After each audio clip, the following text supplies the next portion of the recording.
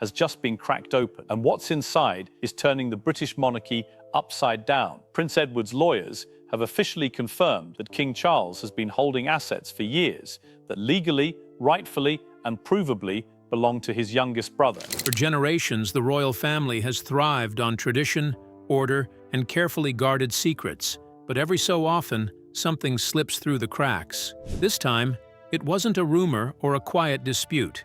It was a legal confirmation.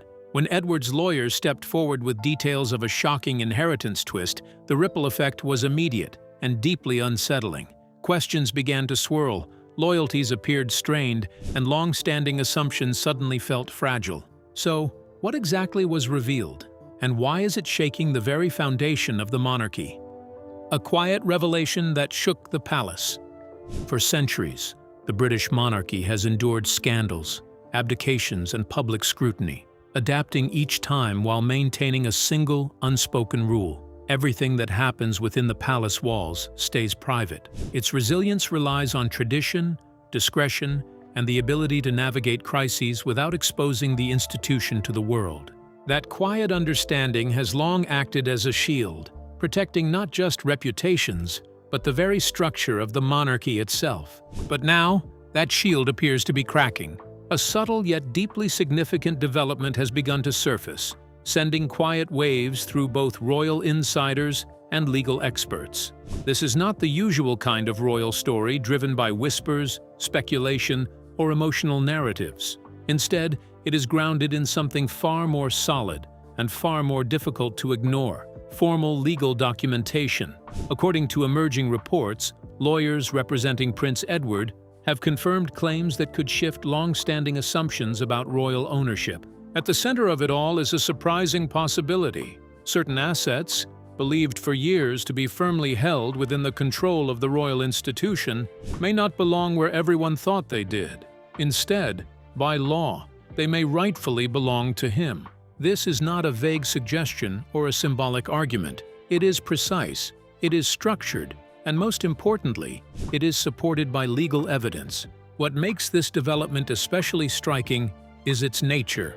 This is not a dramatic family dispute designed to capture attention or stir public sympathy. There are no emotional interviews, no public confrontations, no visible signs of conflict. Instead, what is unfolding is far more calculated, a carefully prepared legal position built over time.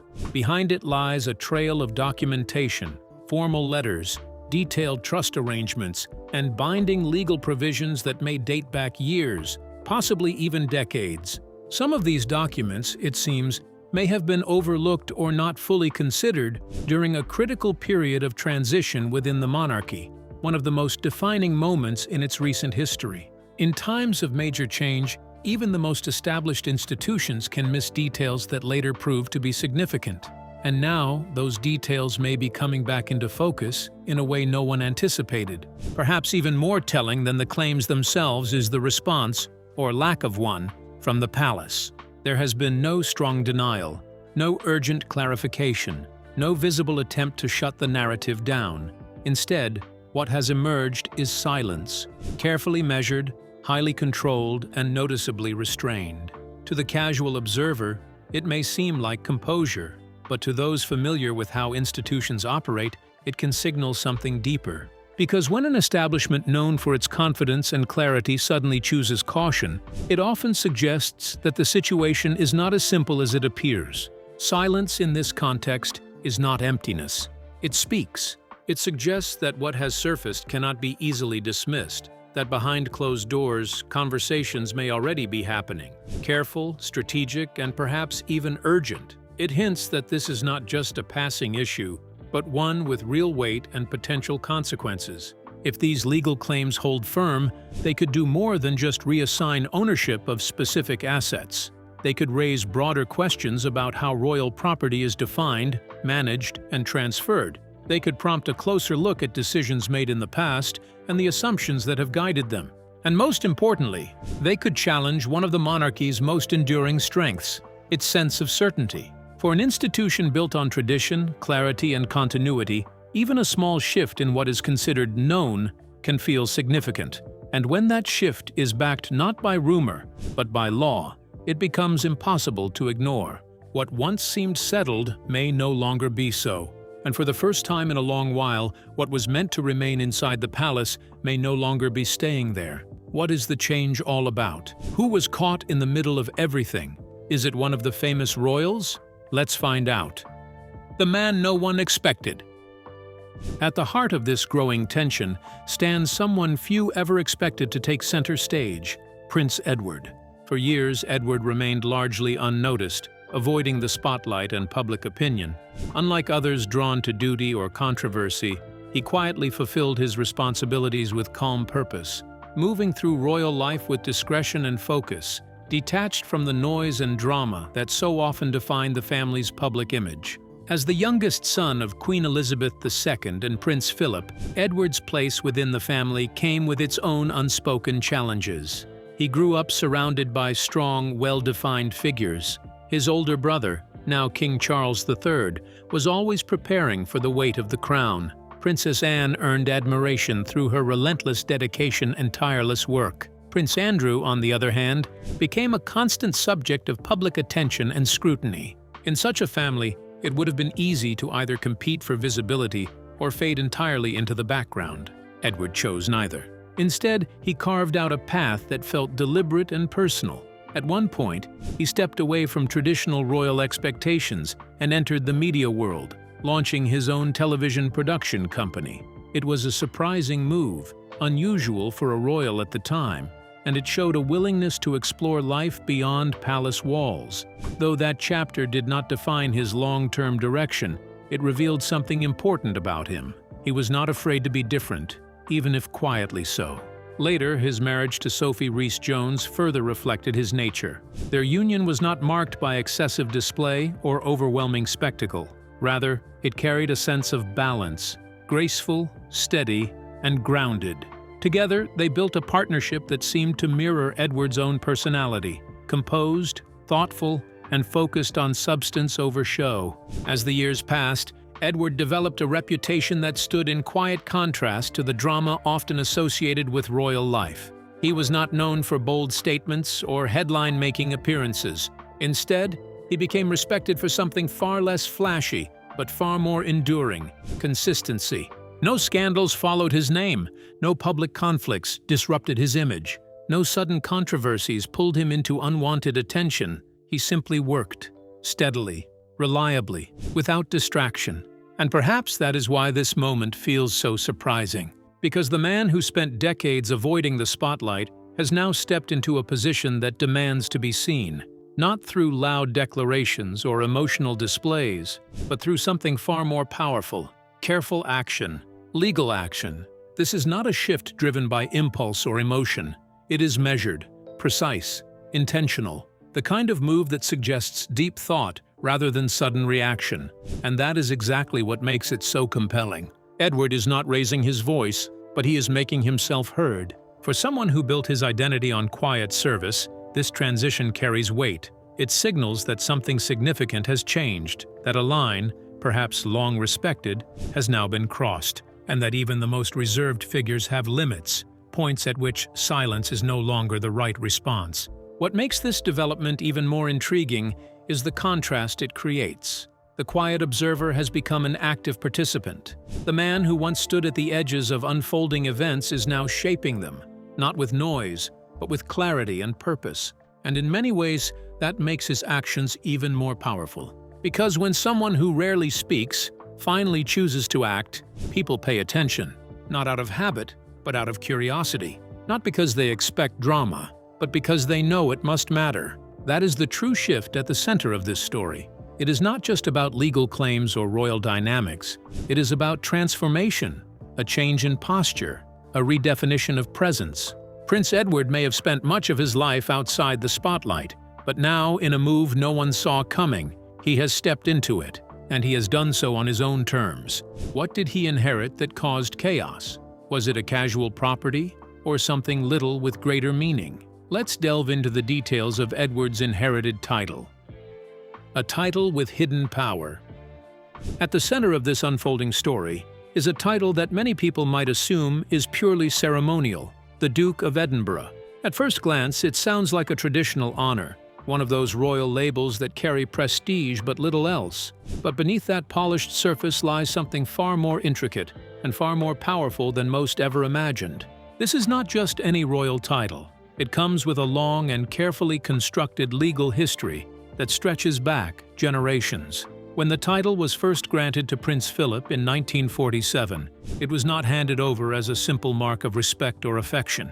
Instead, it was created through detailed legal instruments, documents designed with precision and foresight.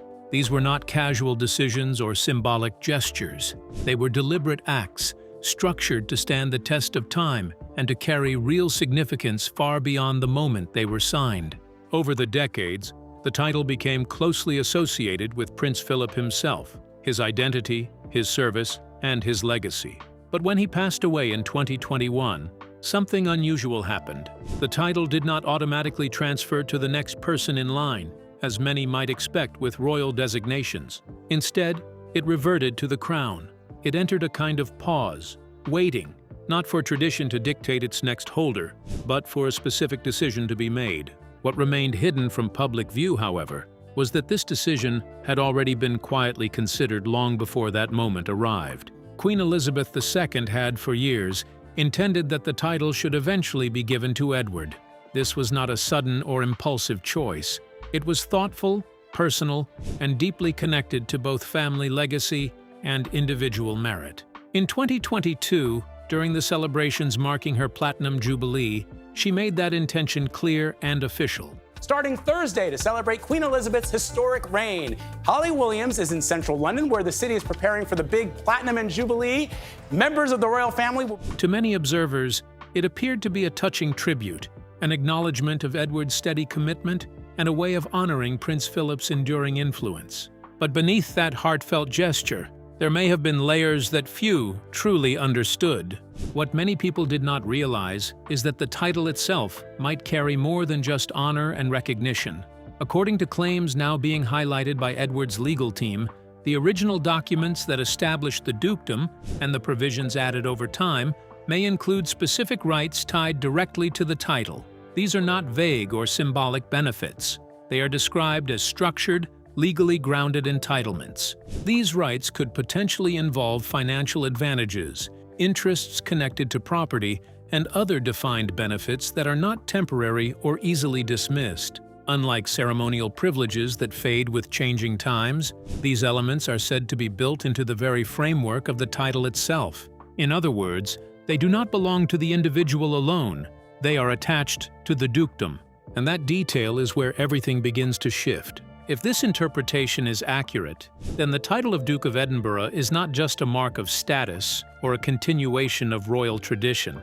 It becomes something far more significant, a legal position that carries ongoing influence, tangible value, and enduring authority. It suggests that when Edward assumed the title, he may have stepped into a system of rights and structures that still hold real power today. This possibility transforms the entire narrative. What once seemed like a quiet and respectful transfer of honor now raises deeper questions about intention, design, and long-term impact.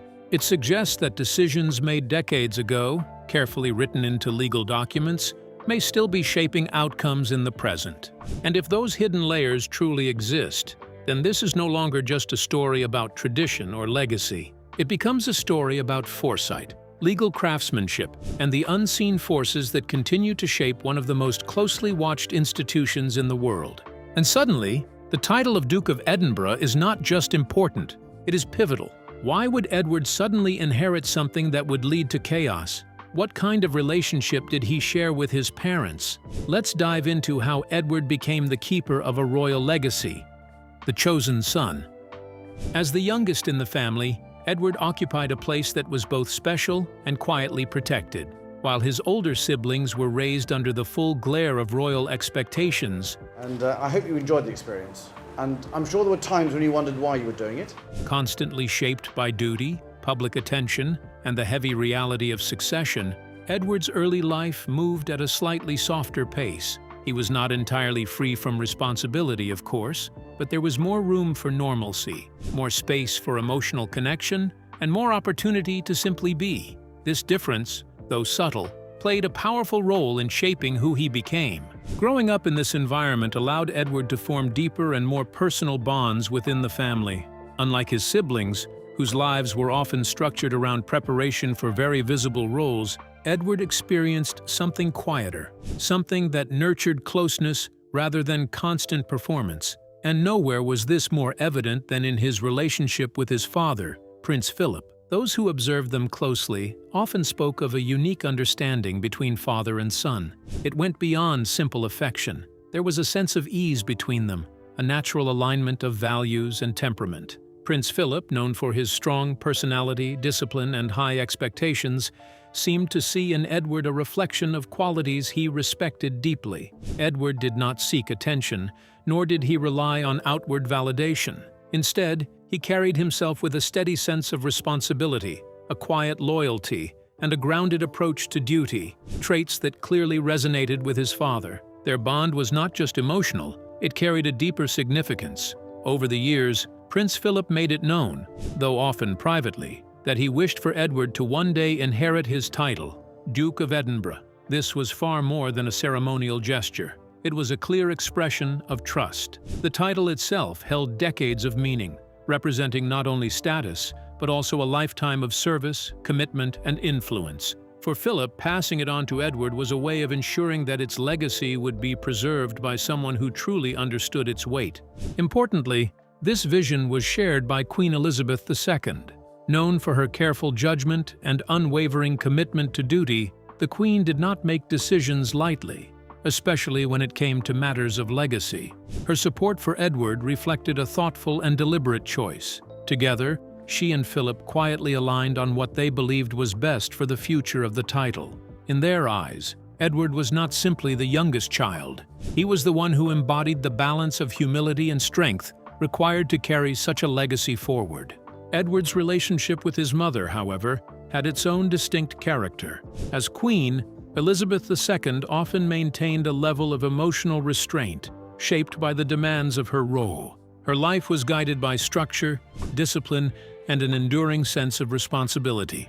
Yet, with Edward, there appeared to be a gentler connection, subtle but deeply meaningful. It was not expressed through grand gestures, but through consistency, trust, and quiet reassurance. Edward came to be seen as the dependable one. He was not drawn to drama, nor did he seek the spotlight. While other members of the family occasionally found themselves at the center of public attention, sometimes for challenging reasons, Edward remained steady and composed. He carried out his duties without fuss, supported the institution without seeking praise, and maintained a presence that was calm and reliable. This consistency mattered, especially to a monarch who valued stability above all else. The influence of both parents placed Edward in a truly unique position. From his father, he received admiration and a strong emotional bond rooted in shared values.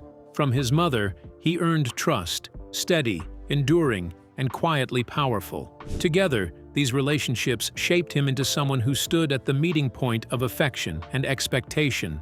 Seen in this light, the eventual decision to grant Edward the Duke of Edinburgh title was not sudden, nor was it merely symbolic. It was the natural outcome of years of observation, trust, and shared understanding. It reflected a journey, one marked by quiet growth, consistent character, and a deep sense of responsibility. More than anything, it signified continuity.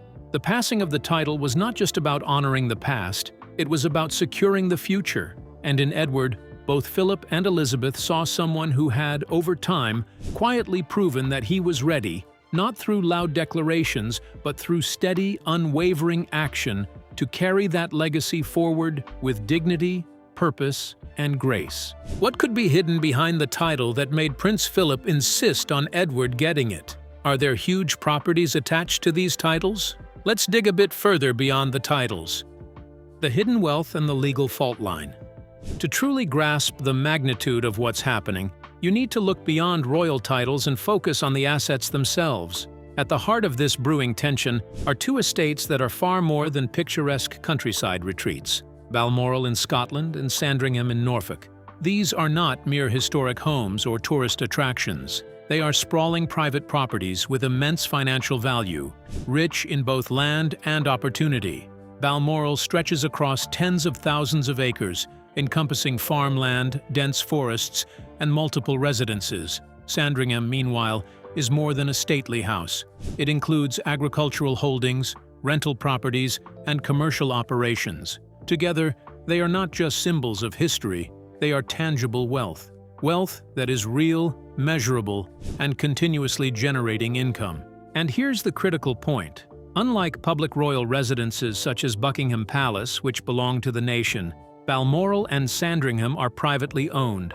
This distinction matters enormously. These estates are governed not by the rules of public law, but by private legal frameworks, complex arrangements that can include long-standing obligations, conditions, and entitlements carefully outlined over decades. What this means is that ownership and control are not simply a matter of who occupies the throne. Legal agreements, often overlooked in public debates, carry force and may define who benefits from these properties. When Queen Elizabeth II passed away in 2022, the legal control of these estates naturally shifted.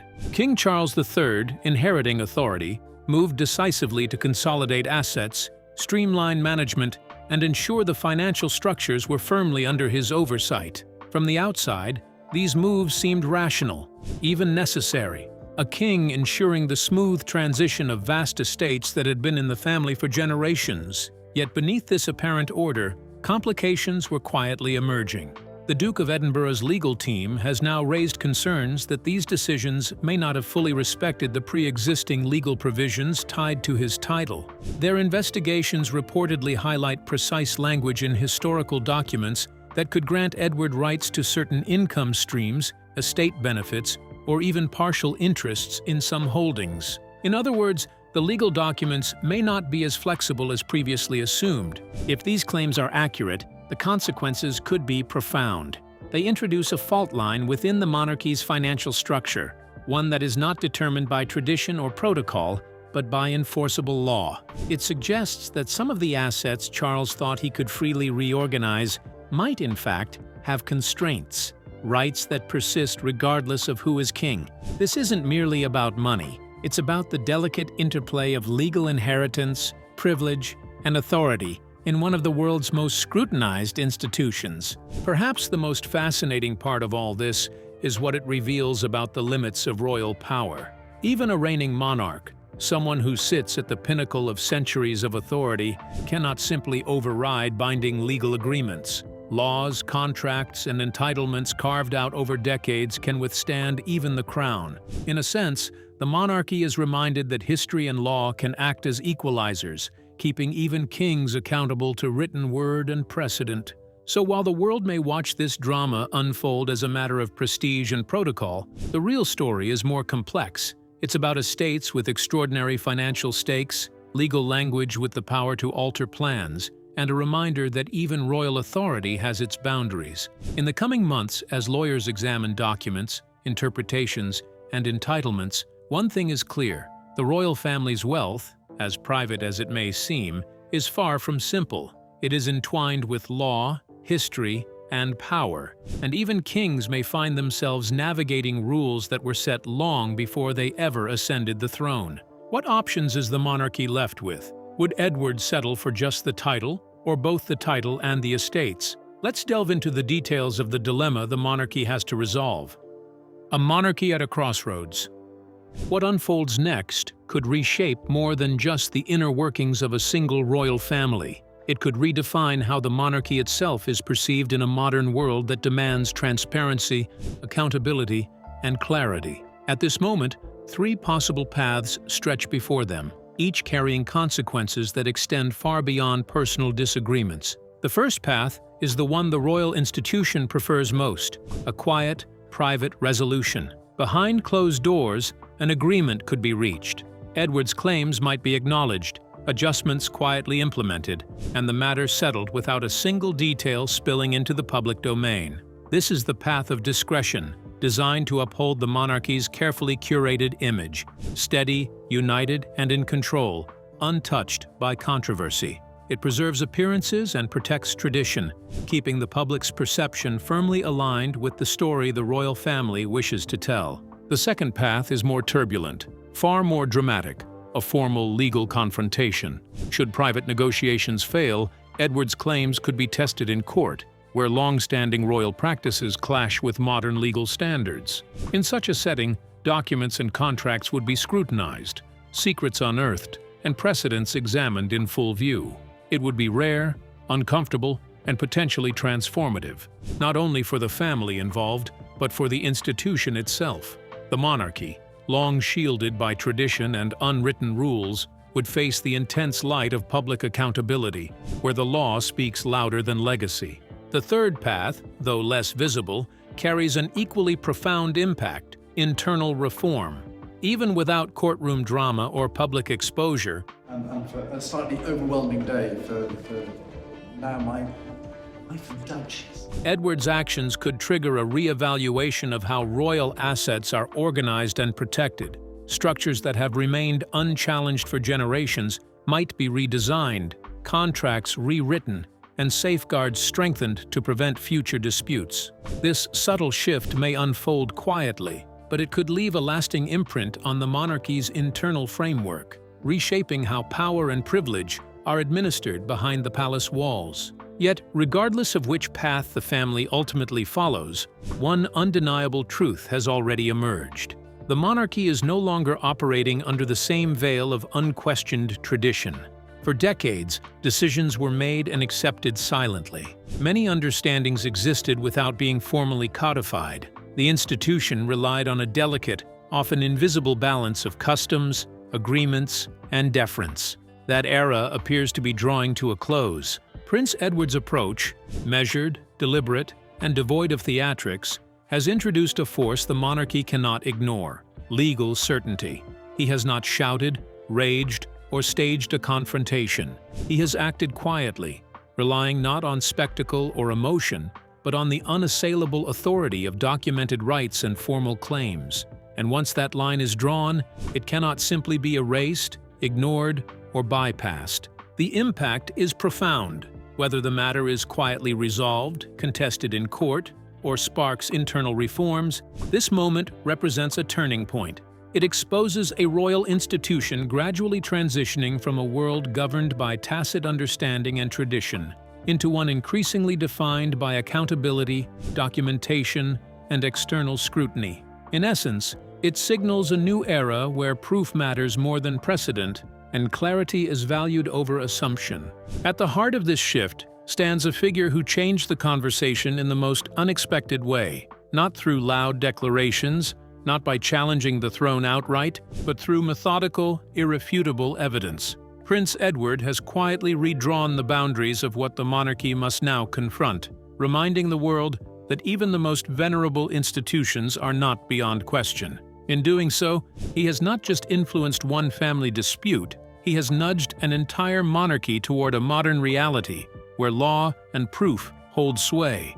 And in that quiet assertion lies a profound truth. Sometimes the most powerful upheaval arrives not with a roar, but with proof. So, what do you think about Edward's inheritance twist? Could he really have been given the title and estates? We'd love to hear your opinions in the comments below. And don't forget to like and subscribe.